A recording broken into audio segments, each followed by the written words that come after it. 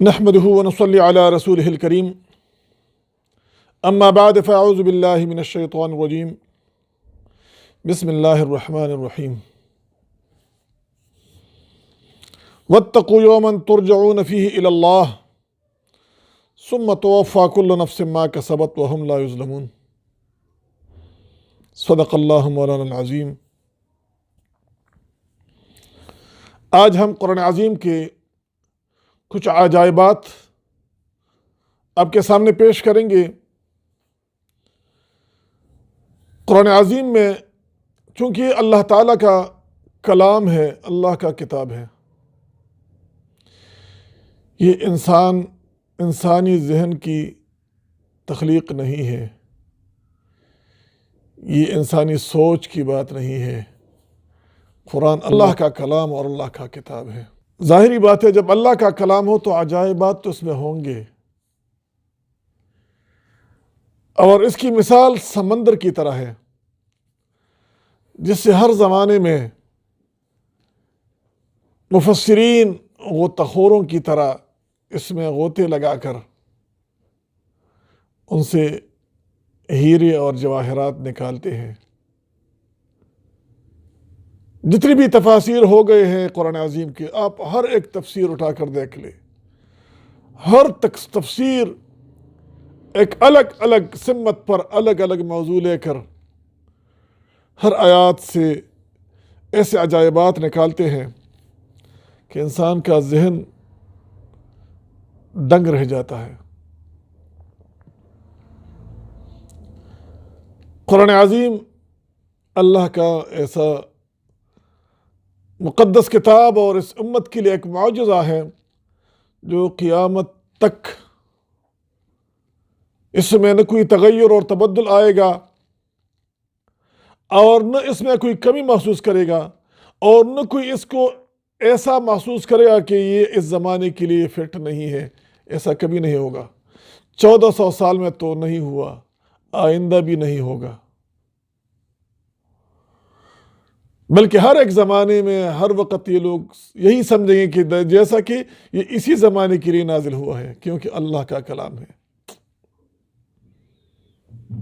اس میں نہ کوئی تحریف کر سکتا ہے، نہ اس میں کوئی اپنی طرف سے ملا سکتا ہے، اور نہ اس سے کوئی ڈیلیٹ کر سکتا ہے، کوئی اس میں سے حذف کر سکتا ہے۔ واقعات بہت زیادہ ہے، میں لمبی زیادہ تقریر نہیں کرتا، میں صرف ان کے کچھ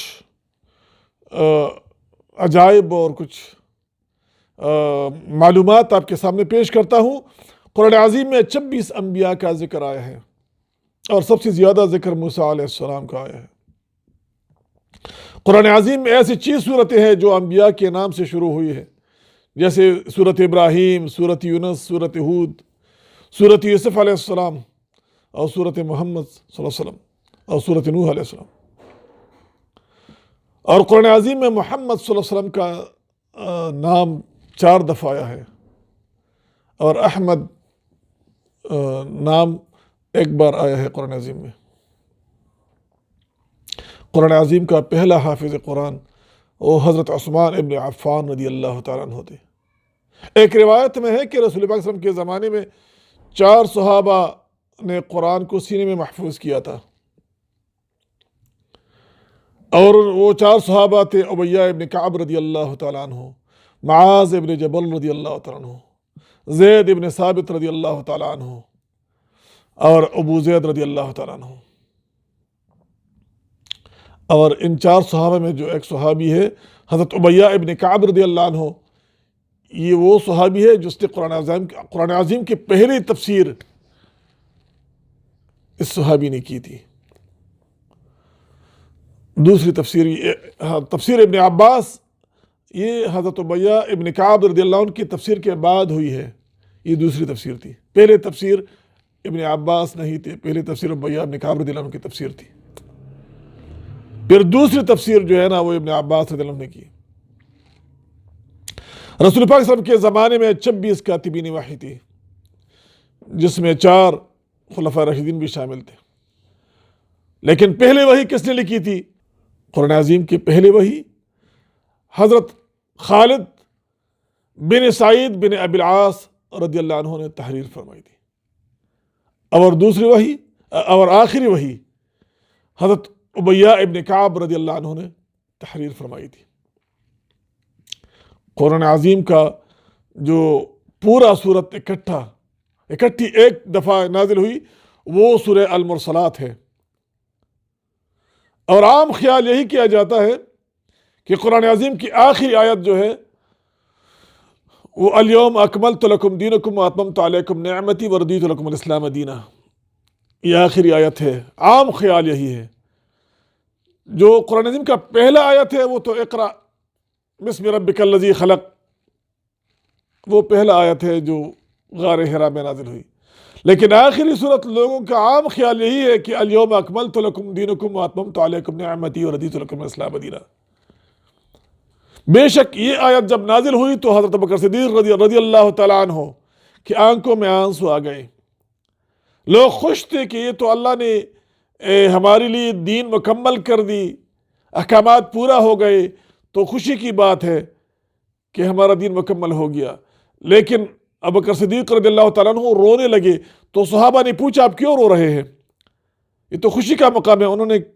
آپ نے فرمایا دیکھو، جب رسول پاک صلی اللہ علیہ وسلم کا جو کام مکمل ہو گیا، جو ذمہ داری آپ صلی اللہ علیہ وسلم کو سونپی گئی تھی وہ تکمیل تک پہنچ گئی ہے، لہٰذا میرا دل یہ کہتا ہے کہ اب رسول پاک صلی اللہ علیہ وسلم دنیا سے تشریف لے جائیں گے۔ تو یہ آخری وحی عام خیال یہی تصور کیا جاتا ہے، لیکن یہ آخری وحی نہیں ہے۔ البتہ یہ احکامات کی آخری وحی ہے، احکامات یہاں اس کے بعد کوئی حکم نازل نہیں ہوا، اور وحی نازل ہوئی تھی اس کے بعد بھی۔ اور آخری وحی وہ سورہ بقرہ کی آیت نمبر 281 ہے، واتقوا یوما ترجعون فیہ الی اللہ ثم توفی کل نفس ما کسبت وہم لا یظلمون، یہ سورہ بقرہ کی 281 نمبر آیت ہے، اور اس میں اللہ ارشاد فرماتا ہے کہ واتقوا یوما، اس دن سے ڈرو جس دن تم ترجعون الی اللہ، تم اللہ کی طرف بلائے جاؤ گے، اللہ کی طرف رجوع کرو گے، اور پھر آپ ہر نفس کو پورا حساب ملے گا، ان کی اعمال کا اب پورا حساب اس کو ملے گا۔ تو یہ چند قرآن عظیم کی عجائبات تھے، معلومات کے شکل میں آپ کے سامنے جو میں نے پیش کیے۔ انشاءاللہ عجائبات قرآن پر ایک اور پروگرام بھی انشاءاللہ کریں گے، ایک اور نیکسٹ مجلس میں انشاءاللہ اس کے اوپر اور بھی بات کریں گے۔ آخر دعوانا الحمدللہ رب العالمین۔